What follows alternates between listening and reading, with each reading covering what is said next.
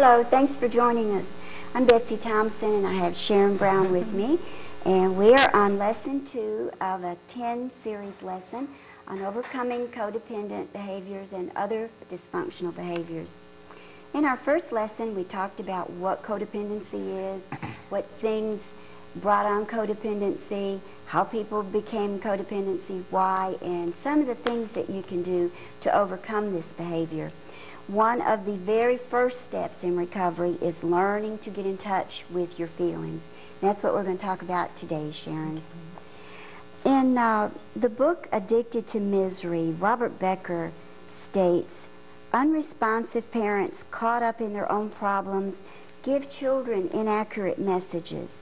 For instance, the distressed mother struggling with her alcoholic husband is oftentimes too preoccupied to deal with the emotional needs of her children.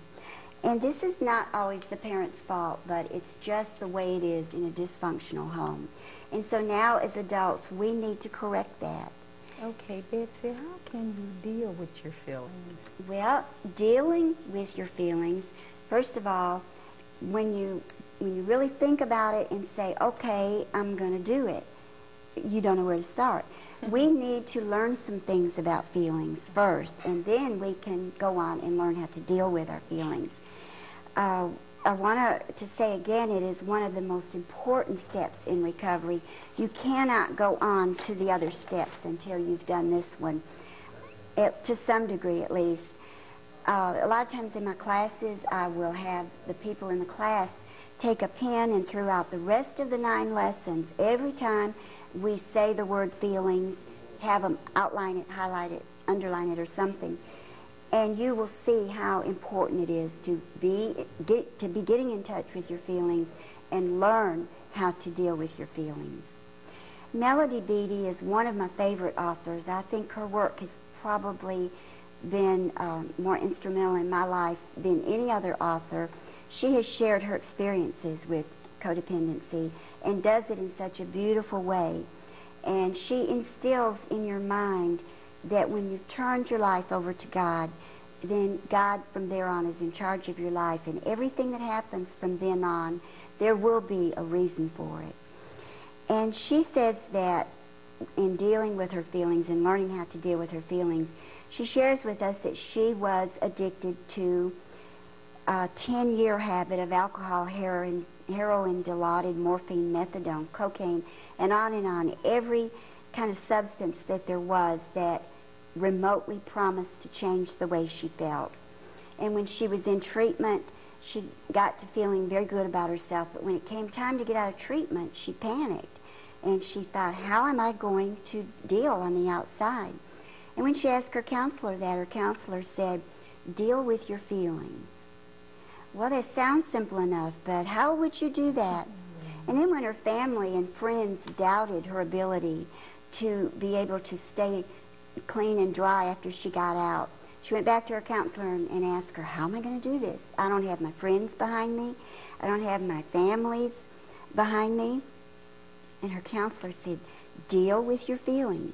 Well, how can a person deal with their feelings? Okay, well, she learned how to do it, and she shares that with us, and she says it works.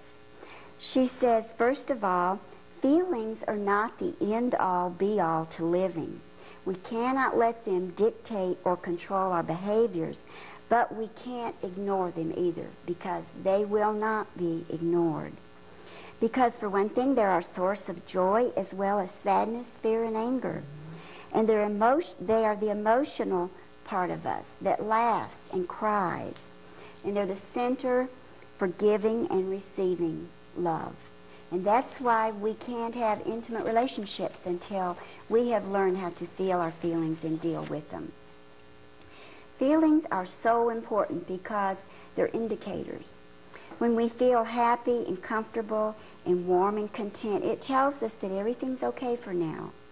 When we feel uncomfortable with anger or fear or sadness, our feelings are telling us there's a problem. The problem might be inside of us, but we know something's wrong, so we can go to work on it. And when we have lived a life of suppressing our feelings, then these indicators, they don't give us the right signals, and we don't know what to do about them. and we grow up very dysfunctional. We've got to learn to get in touch with our feelings.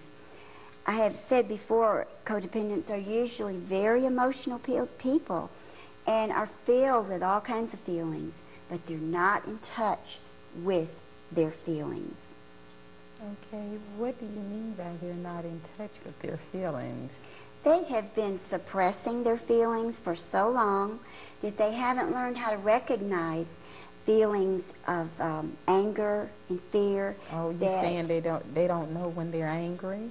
They are afraid of feelings of anger. They were probably taught as children to suppress their anger, and they grow up still suppressing their anger, when anger is a natural response to something.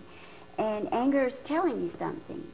It's telling you there's a problem, see what the problem is, and decide what you want to do about it. But we must learn to feel our anger. The same with sadness. A lot of codependents and adult children have had so much sadness from their childhood that they try to avoid feeling sadness now. Sadness is simply a normal part of living, and we want to learn to feel that sadness without panicking, with living through it. And we're going to talk more about how to do that. Okay. Feelings can be positive motivators. For instance, anger can motivate us to solve a problem. Fear can encourage us to run from danger. If we've learned to live our whole lives in crisis mode, which a lot of codependents have learned to do, then when fear strikes, that feels normal to us. And we don't realize that our bodies are telling us there's something wrong. All of our signals get mixed up in our brain. Okay, so they really don't know when they're angry, and they really don't know when they're sad. Exactly. Okay. We end up not knowing what we're feeling. Okay. And all we do in this lesson on feelings is break it all down and one by one step at a time, learn how to feel, or let me say, allow ourselves to feel a feeling. Okay. Any feeling, just pick a feeling, and learn to allow yourself to feel it. Repeated hurt and emotional pain tells us to stay away. And people who have not allowed themselves to feel their feelings will stay in very painful, harmful situations because the normal signals are not working in their brain. Okay, so if they're in an abusive relationship, they'll stay. They may stay because they are totally out of touch with their feelings.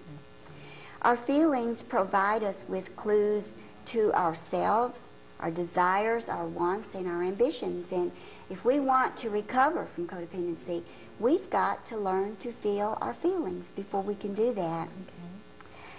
Okay. Repressing feelings leads to all kinds of troubles of physical problems like overeating, undereating, alcohol, other drug abuse, compulsive behaviors, not sleeping, sleeping too much, obsessiveness, controlling, on and on and on. And all of this describes codependency behavior. And so not feeling our feelings is one way that we get into codependency. Also, repressed feelings don't go away. If we don't feel our feelings, if we get bad feelings from the past or feelings of anger or resentment and we don't want to deal with it, we think we can just push it aside. It doesn't go away. It goes inside. Okay, and it so stays. Instead of dealing with the problems, a codependent person put them in the back of their mind? We suppress them inside of us, and they're going to come out at some point in time, and usually at the most inappropriate times. When we least expect it, those feelings of anger are going to pop out, or resentment. And also, after we've stuffed enough feelings, we have to stay one step ahead of all these feelings jumbled up inside of us. We have to stay busy. Obsessive compulsive behavior, doing something every minute. Constantly moving? You said? Constantly moving, maybe overworking, maybe overly involved in other people's lives, just running all the time. To keep from dealing with your own problems. Exactly. And to keep from dealing with our feelings. Staying a step ahead of our feelings. We don't dare get quiet and peaceful because we might feel these emotions. And if we haven't learned how to deal with them, it scares us to think of feeling them. So feelings might not always be a barrel of gladness, but repressing them can be worse. We have a little chart that we use in our classes, and this is how it looks when we have suppressed feelings inside of us. There can be that many feelings inside of us. That's a lot. And we are trying to keep them in there, constantly running, constantly staying busy, constantly covering them up. And once we start dealing with our feelings, and we don't have all this inside of us. Okay. So, what's the solution? What do we do with our feelings? Well, we feel them. First of all, we want to understand that it's okay to have our feelings, all of them. Feelings are not wrong, and that's a message that sometimes we got wrong in childhood, that some feelings are good and some are bad. And not to have bad feelings, but feelings are not wrong, they're not inappropriate.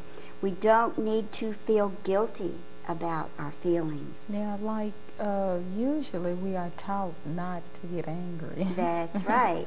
But you know, the Bible told us many, many years ago to be angry and sin not. But somehow we get stuck on the first part and forget the sin not and think it really means be angry not. But that's not what it says at all.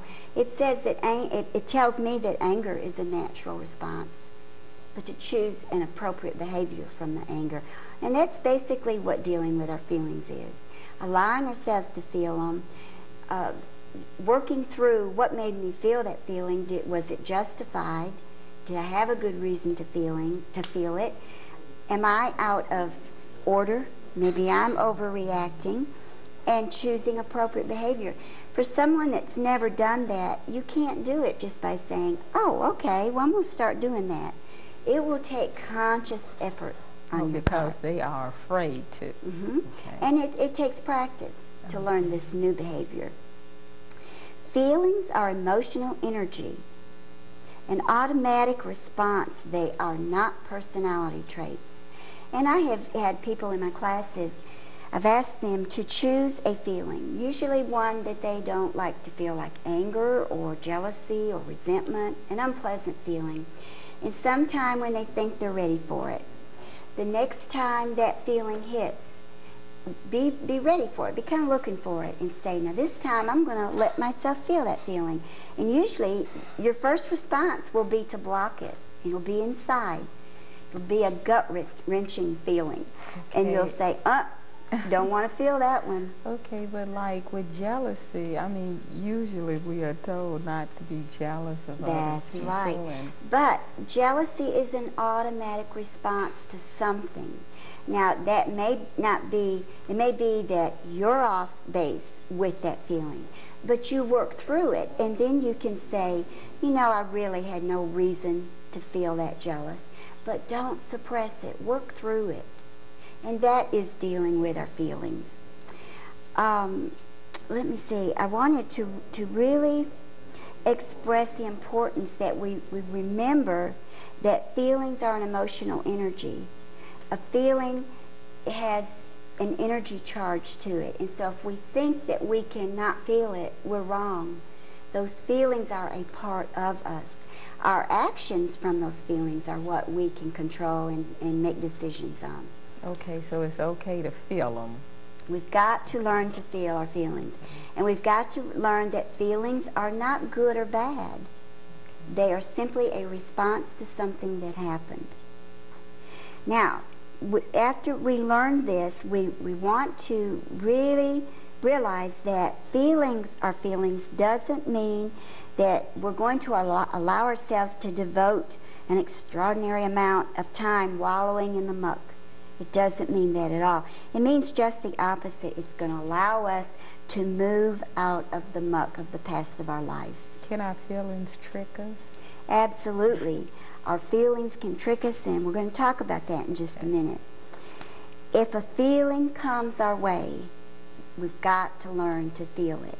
And then as we get healthy, we can learn to not let our feelings trick us and to sit down and realize if what we're feeling is appropriate. and if we're off base or not. But first of all, we want to feel it, acknowledge the sensation, and realize that we can live through it, that we can actually let an unpleasant feeling pass right through us and still be there. It didn't kill us, it didn't knock us down, it didn't set us back. Then we move on to the next step. We don't want to block it, we don't want to run from it, and we don't want to tell ourselves that old message, don't feel that, because that feeling is there. Experience it.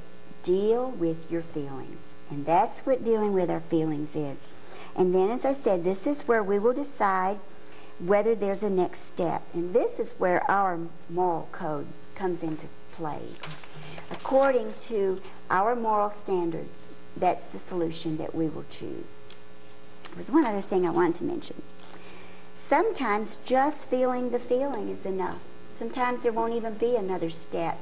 Just allowing ourselves to feel it will help us to see it in reality. Okay, what do you mean by there will not be another step?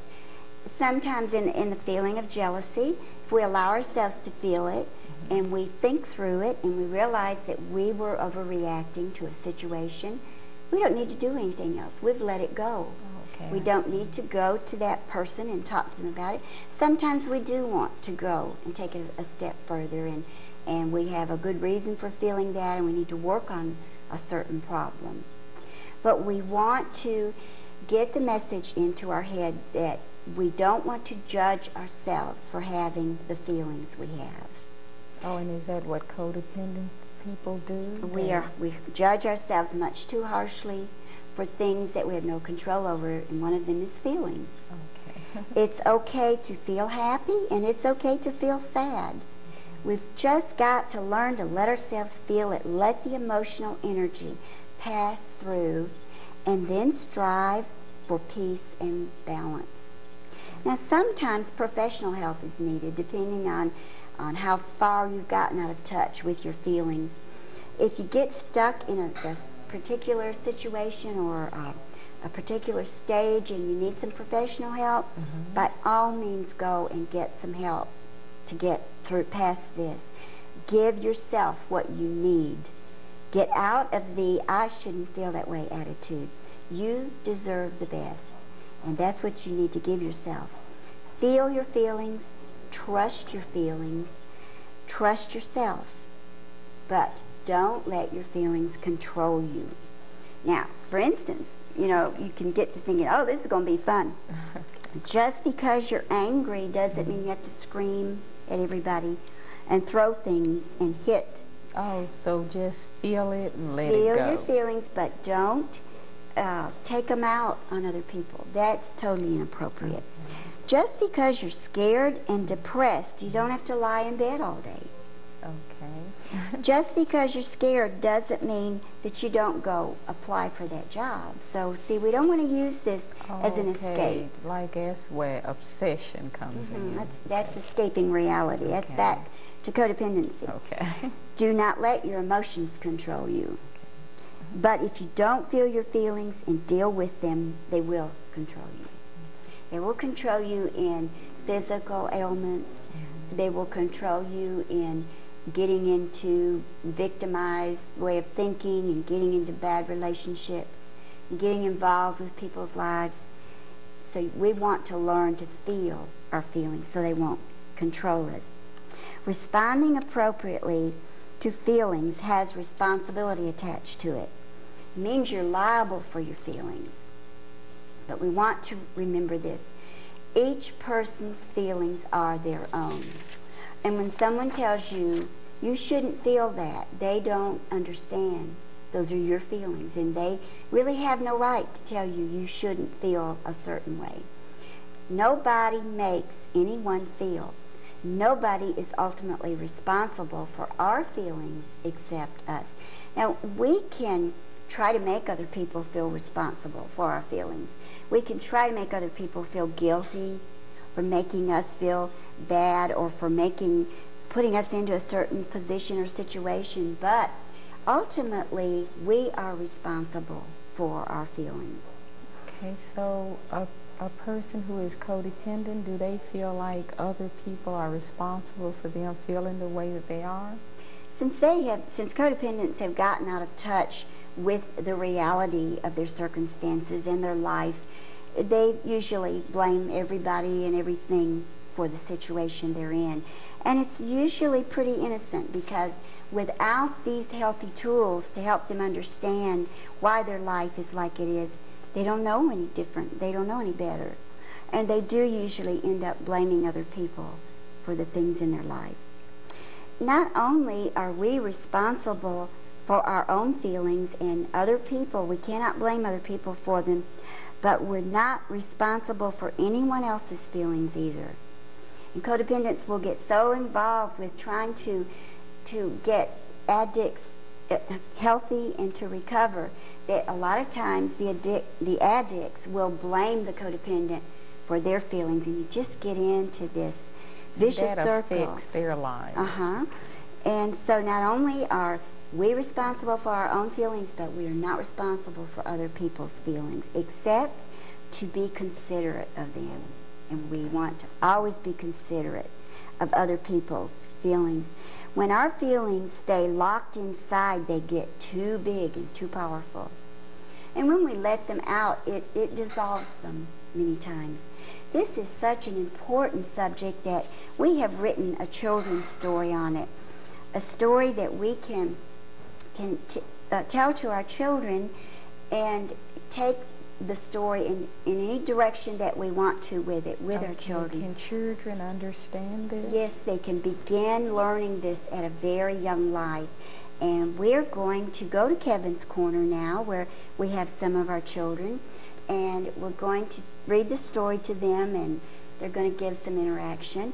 And I'd like to invite all of you to write for more information to We Are Not Alone, 185 Anthus Drive, Nashville, Tennessee, for children's books and for the booklet that Sharon and I are using.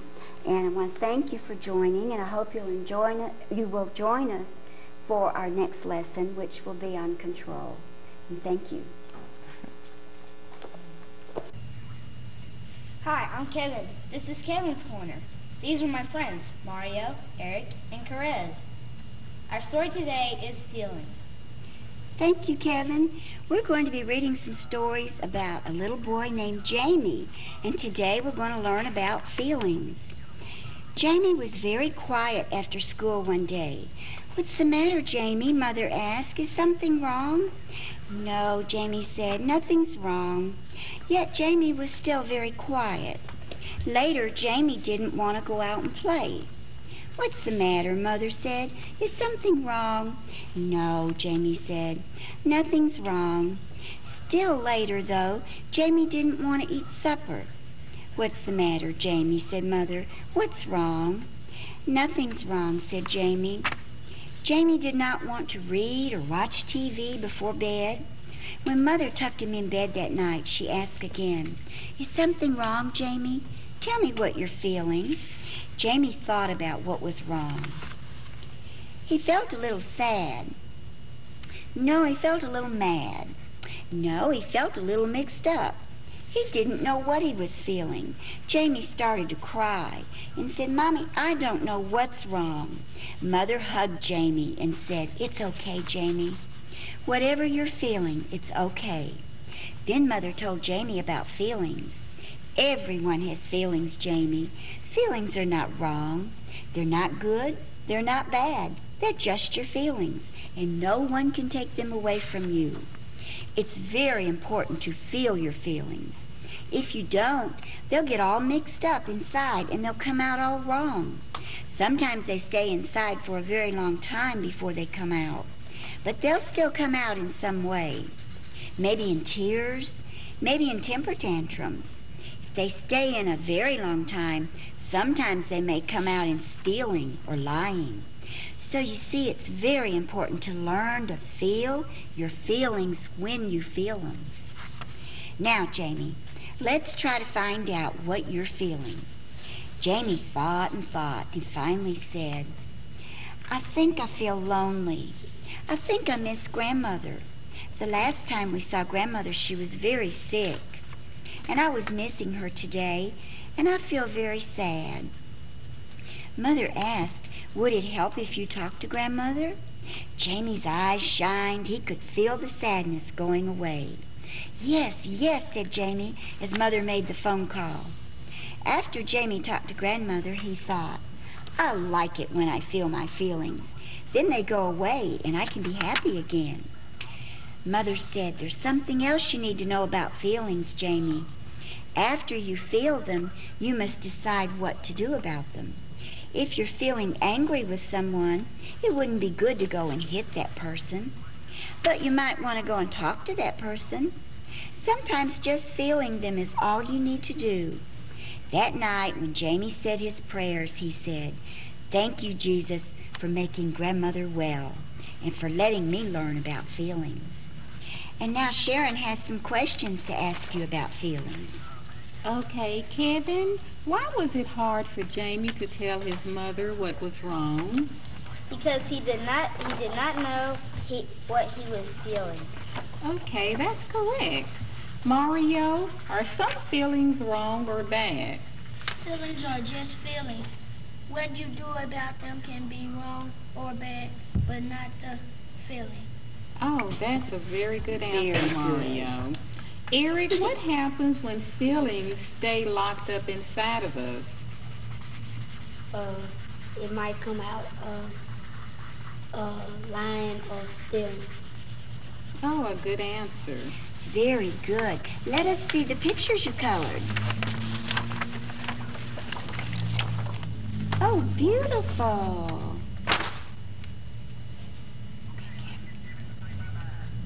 Okay. Thank you, Kevin, for inviting us to Kevin's Corner. And we'll see you next week. Bye-bye. Thank you for going to Kevin's Corner.